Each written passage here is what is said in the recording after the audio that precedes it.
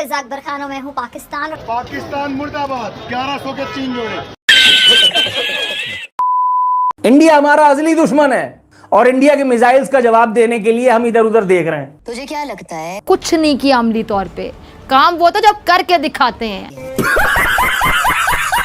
को शाम 6 बजे के करीब एक फ्लाइंग ऑब्जेक्ट, एक सस्पिशियस फ्लाइंग ऑब्जेक्ट भारत की हदूद से पाकिस्तान की फ़िज़ाई हदूद में दाखिल हुआ और मियां चुन्नू के करीब वो गिरकर तबाह हुआ। उन्होंने बड़ी डिटेल से इसके बारे में बताया कि ये एक सुपरसोनिक मिसाइल था, अनाम था, इसमें कोई हथियार मौजूद नहीं था, लेकिन ये भारत की हदूद से आया है। इसके बारे में हम तहकीकात कर रहे हैं, इसको मॉनिटर कर रहे हैं कि ये इसके पीछे क्या मकसद हो सकता है। मुझे घर जाना है, मुझे अपने घर जाना है।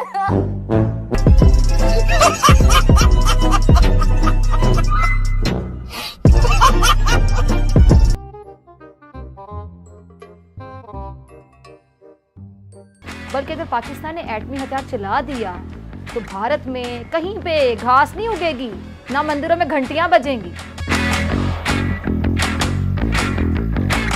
तो भारत में कहीं पे घास नहीं उगेगी, ना मंदिरों में घंटियां बजेंगी। Control control. तो भारत में कहीं पे घास नहीं उगेगी, ना मंदिरों में घंटियां बजेंगी। हमारे पास क्या है भाई? ये दिवाली के लिए रखा है क्या? Too many thoughts on my mind, I can't sleep at night, so I just keep writing. I don't need no help, I don't need opinions, so don't waste my time then. Music.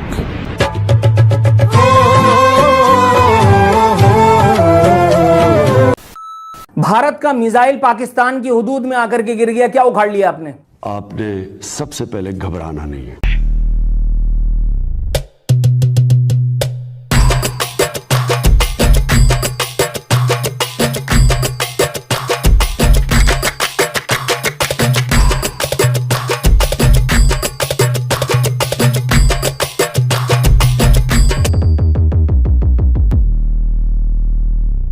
हर दूसरे तीसरे दिन भारत को परमाणु युद्ध की धमकी देने वाले पाकिस्तान मीडिया, पाकिस्तान के छोटे मोटे मंत्री, इनका तो रोज का काम है भारत को परमाणु युद्ध की धमकी देना।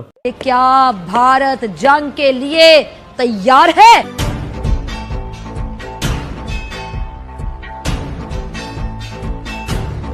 उमर शरीफ ने ठीक कहा था कि हमने एटम बम बनाया था दुनिया को डराने के लिए, लेकिन दुनिया में कोई नहीं उस बम से डर रहा, इसलिए कि सबको पता है सारे फट्टू हैं। ये बिक गई है गवर्नमेंट, अब गवर्नमेंट में कुछ नहीं है।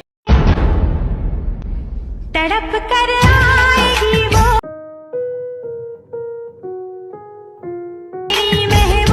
हम ऐसे नहीं चलेगा।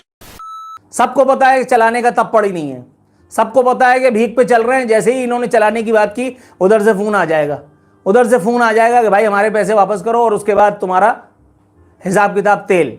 कुछ नहीं किया अमली तौर पे, काम वो तो जब करके दिखाते हैं। ज़बानी कलामी कुछ नहीं होता, ज़बानी जमा खर्च तो कोई भी कर लेगा, प्रैक्टिकली करके दिखाएं। करवाली बेइज्जती।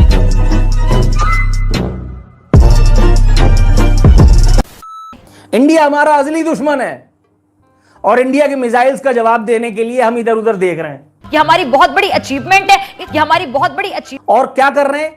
बुला करके हम उनसे सख्त इजहार रंजो गम कर रहे हैं।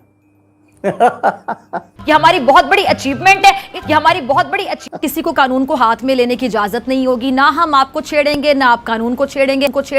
अगर आप कानून को छेड़ेंगे फिर हम आपको किसी सूरत नहीं छोड़ेंगे। नरेंद्र मोदी, उसका भी हाल यही कि उसकी जो अक्ल है ना, वो टेढ़ी ही रही, जो लाख कोशिशों के बावजूद सीधी नहीं हो सकती। दुनिया में हर काम मुमकिन हो सकता है, लेकिन जो अब तक नामुमकिन तरीन काम रहा वो है मोदी की दुम को सीधा करना। दुम कुत्तों की होती है और कुत्ता है पाकिस्तान।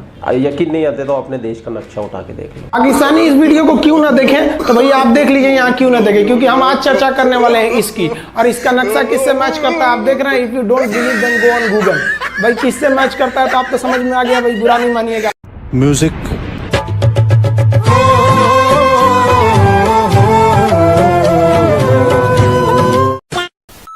अच्छा, मोदी हर तरफ अपनी टांग अड़ाता है, आपको पता उसकी आदत है। हर मामले में टांग अड़ाना मोदी की आदत है, हर मामले में दखल देना उसकी आदत है, लेकिन हर बार जिल्लत उठाना भी उसका मुकद्दर है। अब भारत के शर से पाकिस्तान महफूज नहीं रहा। आपको पता है हमेशा ये कोशिश करता रहा कि पाकिस्तान के खिलाफ साजिश करे। डॉक्टर फिजा खलीफा जी, पाकिस्तान हमेशा भारत से महफूज रहा है, बस भारत ही पाकिस्तान से कभी महफूज नहीं रहा। ये 70 साल से जो आज सुरक्षा की भावना हम भारतीयों के अंदर है वो हम जानते हैं। कितना डरते हैं हम पाकिस्तान के नाम से। पाकिस्तान का नंबर का फोन आ जाता ना तो लोग उठाते ही नहीं है, जाके कंप्लेंट करा देते हैं कि पता नहीं क्या लफड़ा रहेगा।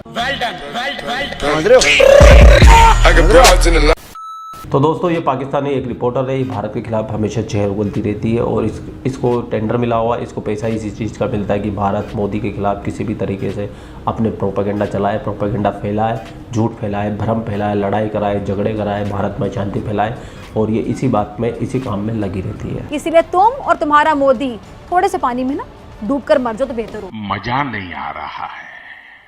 हम करते हैं प्रबंध।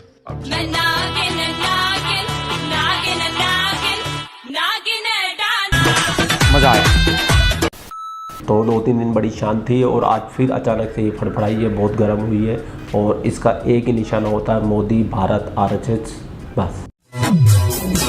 कभी कभी अमित शाह, अजित डोभाल और BCCI भी इसके निशाने में आ जाते हैं। अबे साले। लेकिन भला हो मोहसिन पाकिस्तान डॉक्टर अब्दुल कदीर खान साहब का, जिन्होंने भारत को पाकिस्तान के खिलाफ बड़ी जंग से हमेशा बाज रखा। छोटी मोटी साजिशें करता रहता है, छोटा मोटा शर फैला के बड़ा खुश होता है, महजूज होता है, लेकिन अल्लाह का लाख लाख शुक्र है कि कोई बड़ी साजिश पाकिस्तान के खिलाफ नहीं कर सका। और जब इसने करने की कोशिश की तो इस नरेंद्र मोदी ने मुंह की खाई।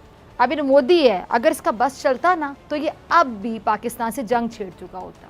लेकिन अब मोदी जानता है कि अगर इसने पाकिस्तान से जंग का सोचा भी तो पाकिस्तान के एटमी हथियार से इसे और इसके भारत को कहीं का नहीं छोड़ेंगे। हमने तो परमाणु बम राहुल गांधी की शादी में बजाने के लिए रखा हुआ है। इस बात पे क्योंकि 64 मुट्ठों की सलामी बनती। भारत के मिसाइल का मुंह कौन रोकेगा भाई? KMC और वापडा को आवाजें दूं?